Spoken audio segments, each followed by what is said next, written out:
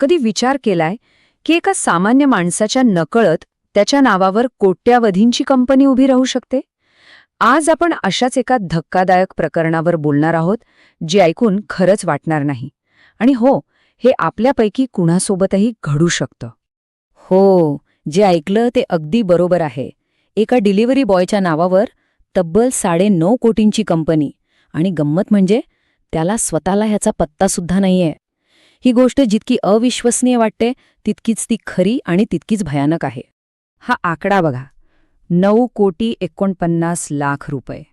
विचार करा, ज्या व्यक्तीने आयुष्यात कधी काही लाख रुपयेही एकत्र पाहिले नसतील, त्याच्या नावावर एवढा मोठा व्यवहार. अक्षरशः डोळे विस्फारून टाकणारा आकडा आहे हा. चला तर मग या फॅन्टम मिलेनियरची, म्हणजेच या कागदावरच्या करोडपतीची कहाणी अगदी सुरुवातीपासून समजून घेऊया. पाहूया या मोठ्या वादळात अडकण्यापूर्वी त्याचं साधं सामान्य आयुष्य नेमकं कसं होतं. तर हा तरुण एक अगदी सामान्य कुटुंबातला होता. रोजची धावपळ, सकाळी उठून रात्रीपर्यंत पार्सल पोहोचवण्याची धगधग, 2 वेळच्या जेवणासाठी आणि घरखर्चाला हातभार लावण्यासाठीची ही सगळी धडपड, मोठमोठी स्वप्न किंवा करोडोंचे व्यवहार याच्याशी त्याचा दूरदूरपर्यंत काहीही संबंध नव्हता. पण मग एक दिवस एका नोटीसने त्याचं हे साधंसुद्धा आयुष्य पूर्णपणे उलथंपालथं करून टाकलं. ही एक अशी डिलिव्हरी होती जी त्याने कधी केलीच नव्हती, पण ती थेट त्याच्याच आयुष्यावर येऊन आदळली. ही गोष्ट आहे ऑगस्ट महिन्याची. त्याच्या घरी चक्क आयकर विभागाकडून एक नोटीस येते. आणि त्यात काय लिहिलं होतं? तर त्याच्या नावावर 9.5 कोटी रुपयांचा व्यवहार झाला आहे. कल्पना करा, हे वाचून त्याला काय वाटलं असेल? क्षणभरासाठी त्याच्या पायाखालची जमीनच सरकली असेल. या धक्क्यानंतर जेव्हा तपास सुरू झाला, तेव्हा फसवणुकीचं एक असं जाळं समोर आलं की सगळे चक्रावले. एक अशी कंपनी जी फक्त कागदावर होती, पण तिने एका माणसाचं आयुष्य मात्र खरंखुरं उद्ध्वस्त केलं होतं. पण सगळ्यात मोठा प्रश्न हाच होता की हे सगळं घडलं तरी कसं? एवढी मोठी फसवणूक कोणी आणि कशी केली असेल?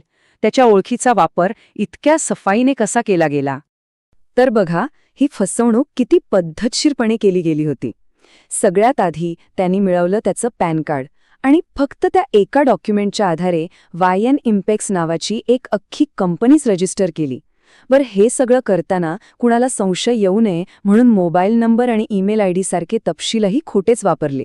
आणि याच बनावट कंपनीच्या नावावर तब्बल 9.5 कोटींचा व्यवहार दाखवण्यात आला. ह्या सगळ्या खेळात त्या तरुणाला बनवण्यात आलं होतं एक डमी ओनर. आता डमी ओनर म्हणजे काय? सोप्या भाषेत सांगायचं तर अशी व्यक्ती ज्याच्या ओळखीचा वापर त्यांच्या नकळत एखादा व्यवसाय रजिस्टर करण्यासाठी केला जातो, पण त्याचं सगळं नियंत्रण मात्र पडद्यामागून दुसऱ्याच कुणाचं तरी असतं. हे सगळं बेकायदेशीर व्यवहार लपवण्यासाठी वापरलं जातं. हे सगळं ऐकायला एखाद्या क्राईम थ्रिलर सिनेमासारखं वाटतं, हो ना? पण ह्या आकड्यांच्या आणि कागदपत्रांच्या पलीकडे एक खरंखुरं आयुष्य होतं, जे एका भयानक स्वप्नात अडकलं होतं. त्याच्या आयुष्यातला हा फरक बघा. एका बाजूला त्याचं खरं आयुष्य. तो एक साधा डिलिव्हरी बॉय होता जो रोजच्या गरजांसाठी झगडत होता. आणि दुसऱ्या बाजूला त्याच्यावर आरोप काय होता? तर तो एका करोडोंच्या कंपनीचा मालक आहे. जिथे तो आधी पार्सल पोचवण्यासाठी फिरायचा, तिथे आता तो पोलीस स्टेशन आणि टॅक्स ऑफिसच्या चक्कर मारतोय. केवढा मोठा विरोधाभास आहे हा. आणि शेवटी तो हताश होऊन काय म्हणाला ते त्याच्याच शब्दांत ऐका. माझ्याकडे ना पैसे आहेत, ना आता लढण्याची ताकद उरली आहे. ह्या एका वाक्यातून त्याची असहाय्यता आणि मानसिक अवस्था आपल्या लक्षात येते. ही कहाणी फक्त त्या एका तरुणाची नाहीये. ही आपल्या सगळ्यांसाठी एक मोठा धडा आहे, एक धोक्याची घंटा आहे. यातून शिकून आपण आपली ओळख कशी सुरक्षित ठेवू शकतो हे पाहणं खूप गरजेचं आहे. मग आता प्रश्न येतो की आपण स्वतःला यापासून कसं वाचू शकतो? तर काही गोष्टी आहेत ज्या आपण सगळ्यांनी लक्षात ठेवायलाच हव्यात. आपलं पॅन कार्ड कुठे कुठे वापरलं जातंय हे नियमितपणे तपासा. यासाठी आयकर विभागाचे फॉर्म 26AS आणि AIS रिपोर्ट्स खूप महत्त्वाचे आहेत. सगळ्यात महत्त्वाचं, आपली ओळखपत्र, आपली महत्त्वाची कागदपत्र कधीही अनोळखी व्यक्तींच्या हातात देऊ नका. आणि जर थोडा जरी संशय आला तर तक्रार करायला अजिबात उशीर करू नका.